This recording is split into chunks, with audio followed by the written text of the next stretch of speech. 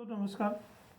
अक्सर लोग मुझसे ये पूछते हैं कि रिटायरमेंट के बाद वो बहुत ज़्यादा मुसीबतों में पड़ गए हैं और इतनी सारी समस्याएं उनके सामने आ गई हैं जो उनकी ज़िंदगी में कभी नहीं थी। हम जानते हैं कि जो लोग प्राइवेट या गवर्नमेंट नौकरी में काम करते हैं और जिनका जॉब ख़ास तौर से ट्रांसफ़रेबल होता है, वो एक जगह से दूसरी जगह ट्रांसफ़र होते रहते हैं और सामान्यतः लोग 35 से 40 साल की उम्र तक सर्विस करते हैं और वो अलग अलग जगह रहते हैं। ऐसे में उनके जो आवश्यक कागजात हैं वो अलग अलग पते पे बने होते हैं और समय समय पर उसमें बदलाव होते रहते हैं जो वो अपडेट नहीं कराते हैं। तो बहुत सारे साथी जो नौकरी में हैं वो ये जानते हैं कि उन्हें अपनी सर्विस बुक को अपडेट रखना है। अगर वो सरकारी नौकरी में हैं तो जहाँ जहाँ उनकी पोस्टिंग रही है उस कार्यालय से उन्हें अपनी सर्विस बुक को, अपनी सर्विस को हर साल वेरीफाई कराना होती है। उनका एक जीपीएफ अकाउंट होता है जो हमेशा अपडेट होता है और उनका जो दूसरे स्वत्व मिलते हैं वो हमेशा अपडेट होना चाहिए और वो लोग ये कोशिश करते हैं।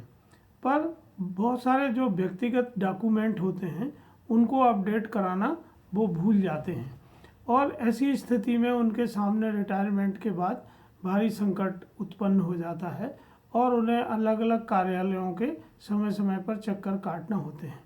तो आज हम जानते हैं कि हर चीज़ में जब भी आप कुछ काम करते हैं तो आपका केवाईसी होता है।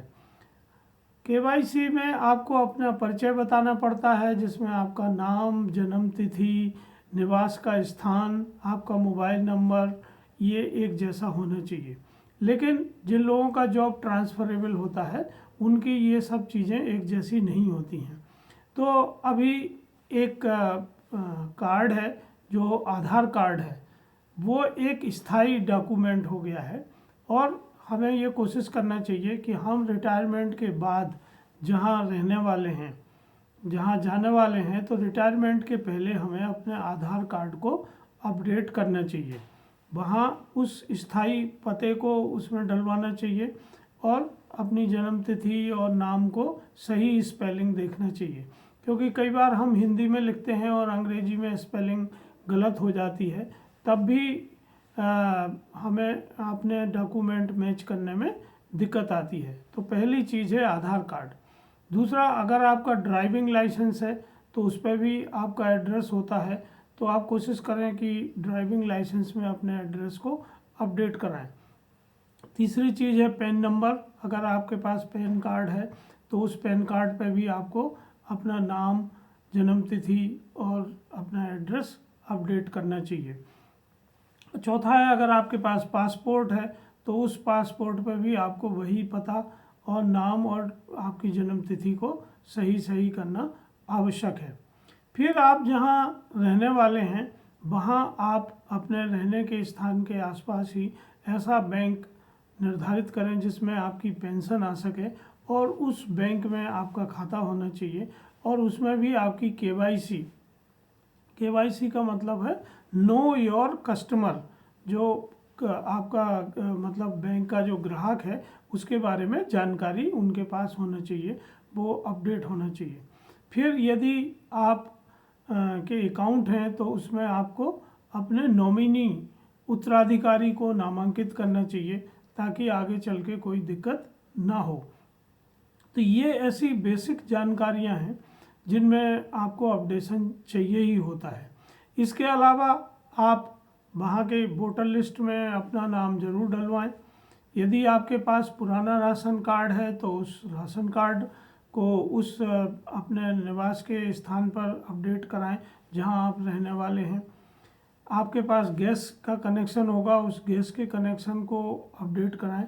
बिजली का कनेक्शन होगा, उस बिजली के कनेक्शन को अपडेट कराएं।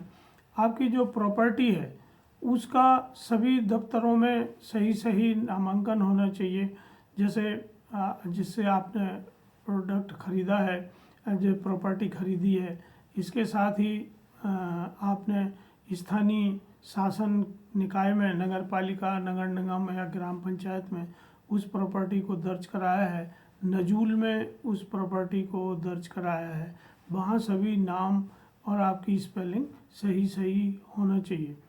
तो ये ऐसी बेसिक मूलभूत जानकारियाँ हैं जिनकी गलती मैंने अपने रिटायरमेंट के समय की और जिसको अपडेट कराने में मुझे भारी समस्या का सामना करना पड़ा। तो मैं चाहता हूँ कि मेरे जो दूसरे साथी हैं वो मेरी गलती से सीखें और ऐसी समस्याएं अपने लिए उत्पन्न ना करें और अपने डॉक्यूमेंट को अपडेट कराएं। तो मुझे लगता है कि उनकी रिटायरमेंट के बाद की ज़िंदगी ज़्यादा आसान हो सकती है। नमस्कार, धन्यवाद।